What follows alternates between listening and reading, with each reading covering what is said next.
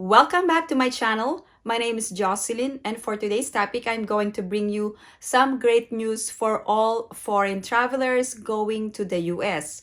The CDC, or Centers for Disease Control and Prevention, has made an announcement to ease the COVID travel requirements for foreign travelers. So here is the official announcement. On April 27th, the Centers for Disease Control and Prevention formally loosened its COVID-19 vaccination requirement on foreign visitors, which will now allow some to board flights into the US with only a single dose of a COVID-19 vaccine from Pfizer or Moderna.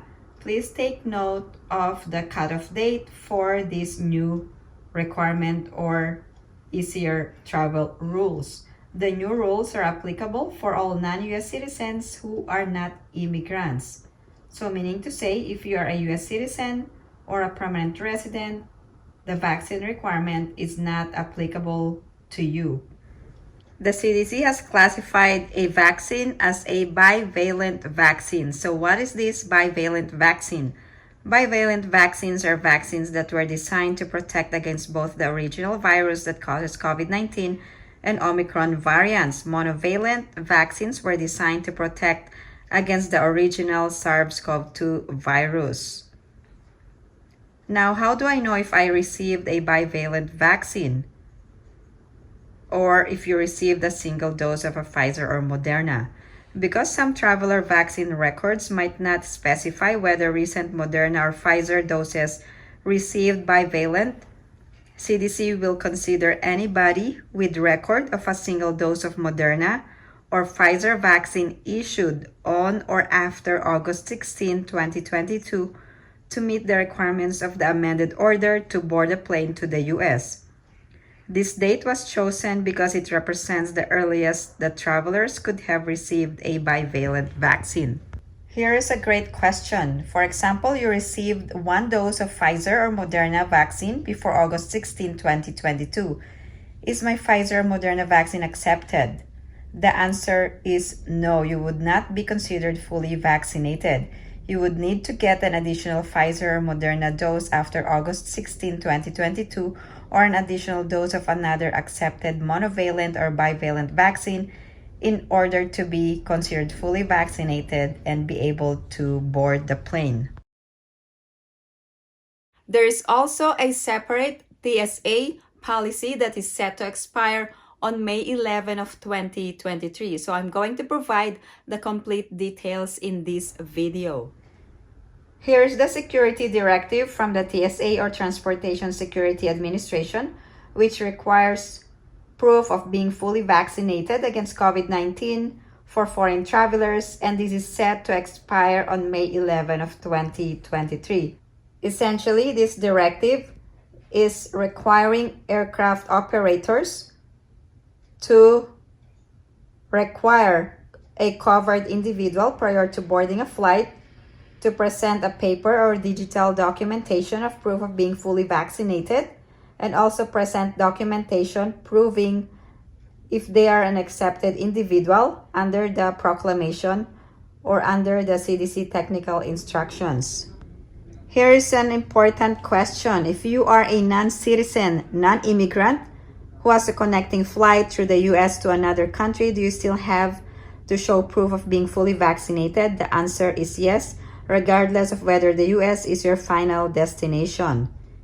If you are not a US citizen or lawful permanent resident, but if your child is a US citizen, can you still board the flight?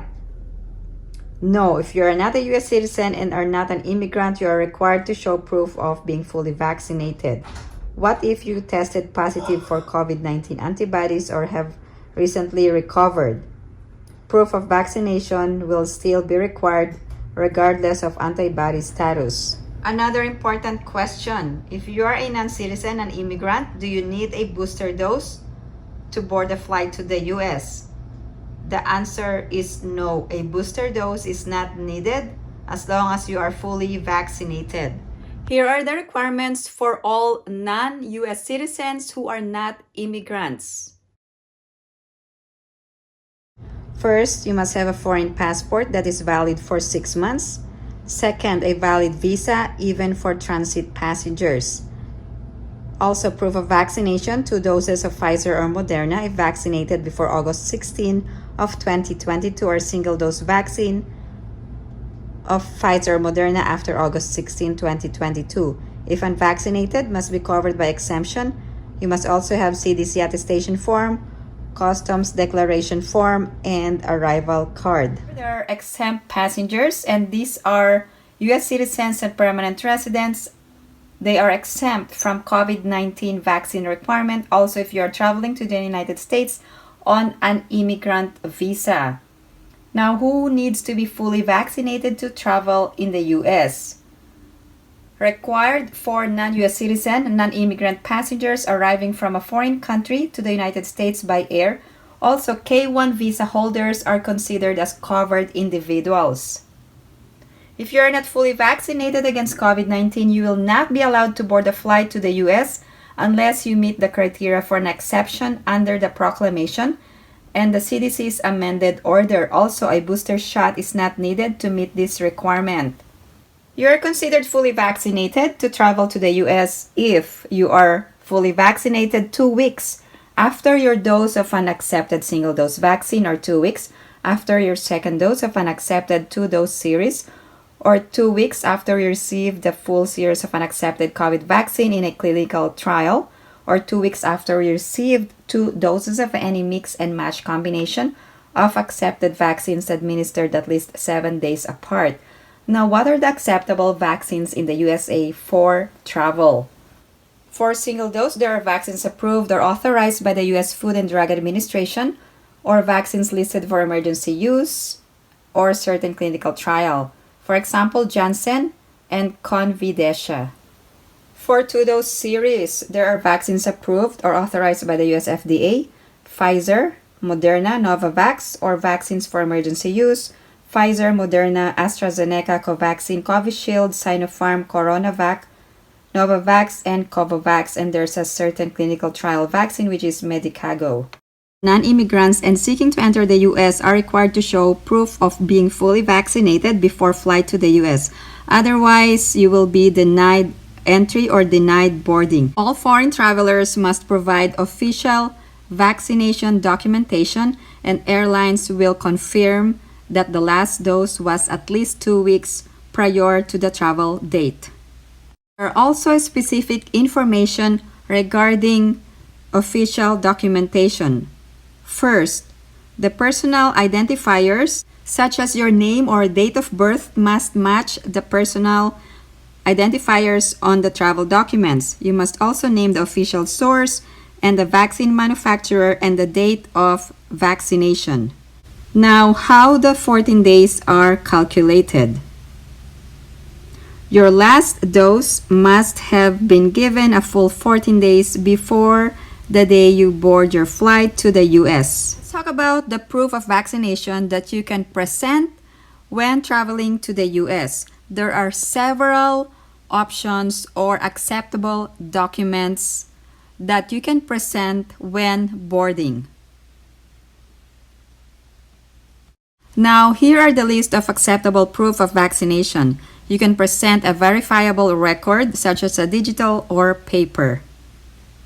As an example, you can present a certificate of vaccination with a digital QR code. Some examples are those issued by the United Kingdom or European Union.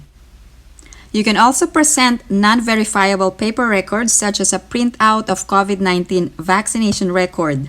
Another proof of vaccination that you can present is unverifiable digital records. As an example, you can present digital copies of vaccination record or downloaded vaccine record or vaccine certificate from an official source. Immigrants to the U.S. who are already green card holders are not required to get vaccinated. However, if you are applying to enter the U.S. as immigrant, you are required to have a medical examination that includes a COVID-19 vaccination before issued an immigrant visa. Let's talk about the covered exceptions.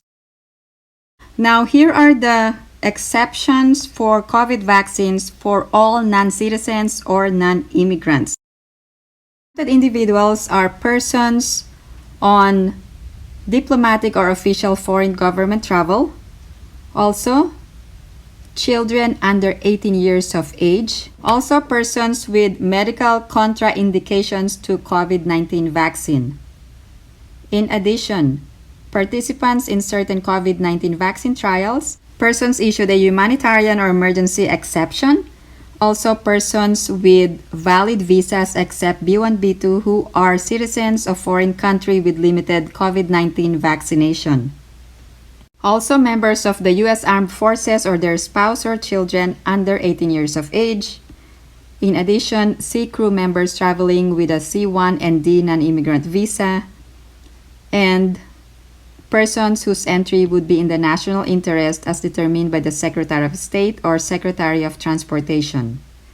Now, if you fall under any of these exceptions, you will be required to attest that you are exempted from the requirement to present proof of being fully vaccinated against COVID-19. Let's say, for example, you are exempted from the COVID-19 vaccine.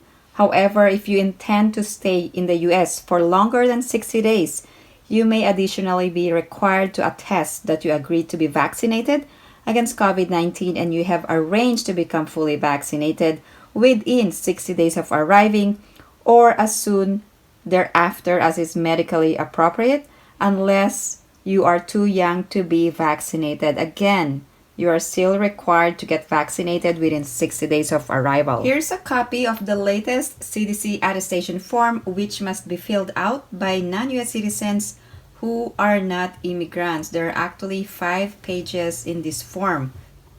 All airlines must collect the passenger attestation on behalf of the US government. If you are a covered passenger, you will need proof of COVID-19 vaccination or proof of being accepted from the requirement to be fully vaccinated. There are specific exemptions. There is an age requirement who needs to fill out the CDC attestation form. Children below 2 years of age do not need to fill out the CDC attestation form, and the airline may board them without the form. Okay, so here is a portion where you must provide the attestation. You must print your first name and last name. So this is only applicable for non-US citizens who are not immigrants. Here are the specific exceptions for those not fully vaccinated. So you must provide proof of being accepted. First exception, diplomatic and official foreign government travel. Second exception, and the most common, child ages 2 to 17. Also participant in certain COVID-19 trials, medical contraindication, humanitarian or emergency exception, valid non-immigrant visa holder, excluding B1, B2, and citizen of a country with limited COVID-19 vaccine availability, member of the U.S. Armed Forces or spouse or child 2 to 17 of a member of the U.S. Armed Forces, sea crew member on a C1 and D non-immigrant visa, and for person whose entry in the U.S. is in the national interest. Once you find what is applicable to your situation, put a check mark and then go ahead and scroll down and indicate your full name and then your signature. If you are an immigrant to the US, here is the latest travel checklist. First, you must have a valid foreign passport. Second, you must have a valid visa. Also, CDC attestation form. In addition, customs declaration form and arrival card. Vaccination will be required if provided as a requirement. Here is the latest travel checklist for U.S. citizens and permanent residents. Valid U.S. passport for U.S. citizen, does not need to be valid for at least 6 months, foreign passport that is valid for 6 months for green card holders, customs declaration form, and arrival card. If you are a U.S. citizen or permanent resident, there are no changes to the rules, meaning to say that there is no requirement of a COVID-19 vaccination for all U.S. citizens or lawful residents. I'm still waiting for the official announcement from the CDC removing the COVID-19 vaccination for all foreign travelers. So this means that if this requirement is removed, anyone can go to the US as long as you have the requirements to travel, such as having your passport and your visa. If you have any other questions or comments, please post them down below and I will get back to you as soon as I can. Again, thank you guys for supporting my channel. And if you haven't liked this video, please give it a big thumbs up. And if you haven't subscribed to my channel, please subscribe and hit that notification bell. I always welcome new subscribers. Thank you guys for watching. I hope everyone is staying safe and have a great day.